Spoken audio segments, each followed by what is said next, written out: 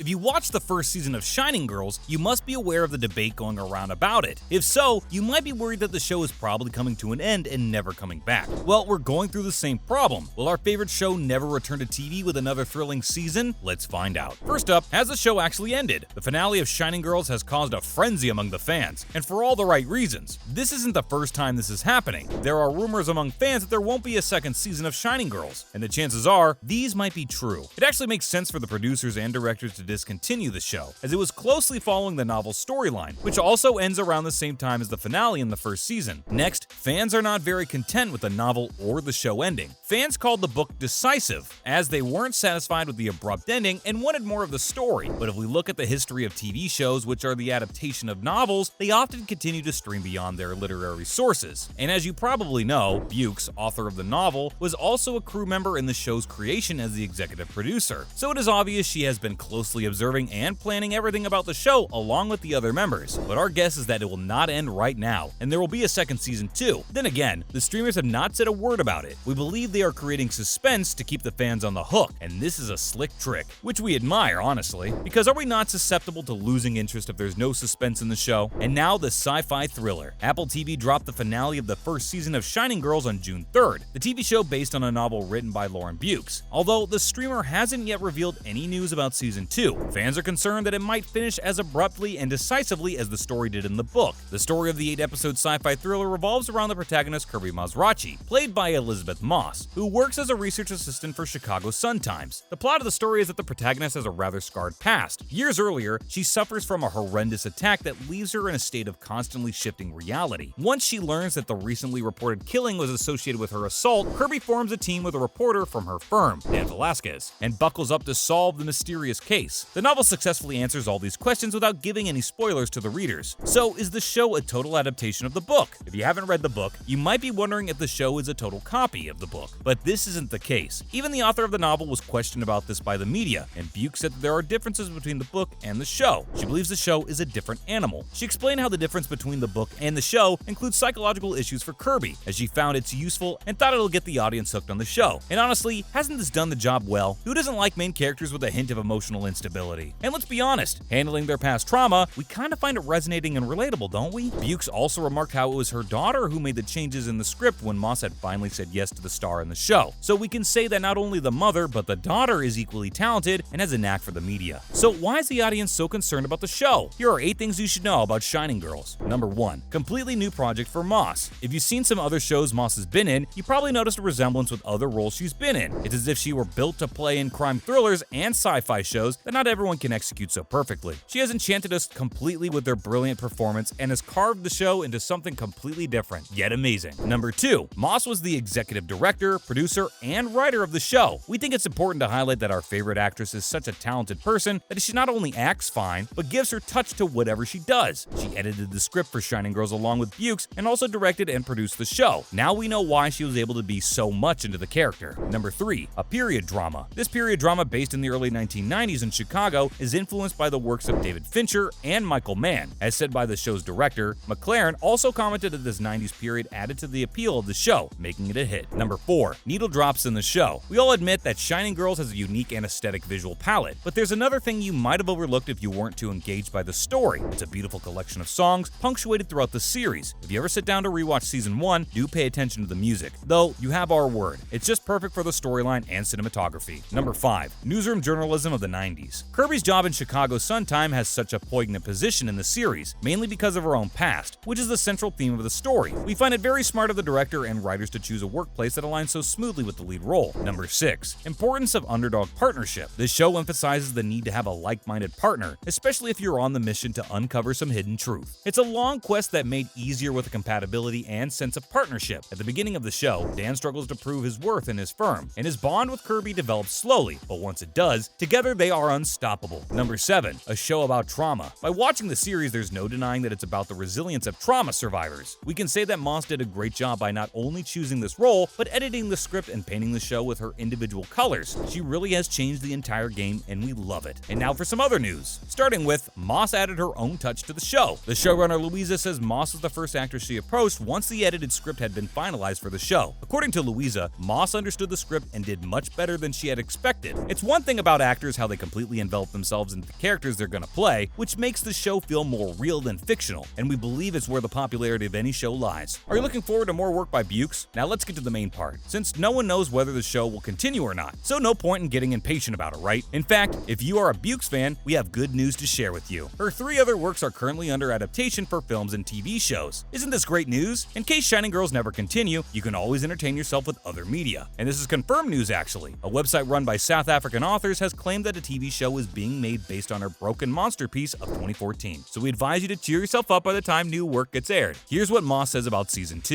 Do you want to know what the show's lead actress has to say about Season 2? Guess what? We're all still on the topic despite telling you not to sweat it because we want to make sure that by the time this video ends, you have some positive chemicals in your head reinforcing that yes, your favorite TV show will be here soon with more exciting and thrilling content. So the lead actress Elizabeth Moss was questioned about the possibility of Season 2, and she said that personally speaking, just honestly, I feel like there's more story to tell. I feel like sometimes with the first season, you've given just everybody a lay of the land. In the second season, you get to actually get down to business. You see now, the show's executive producer is as invested in this show as we all are, and there's hope for us all. Why Chicago and not South Africa? Now let's see, why did the author base her story in Chicago when she belonged to South Africa? Buke said she didn't want the story to revolve around apartheid and prejudices against certain races and ethnicities in her work, but adding apartheid would have become too overwhelming for the audience. The success of her work is also evident from the comments of critics who referred to Shining Girls as a triumph and marvelous narrative. That's a wrap for the video.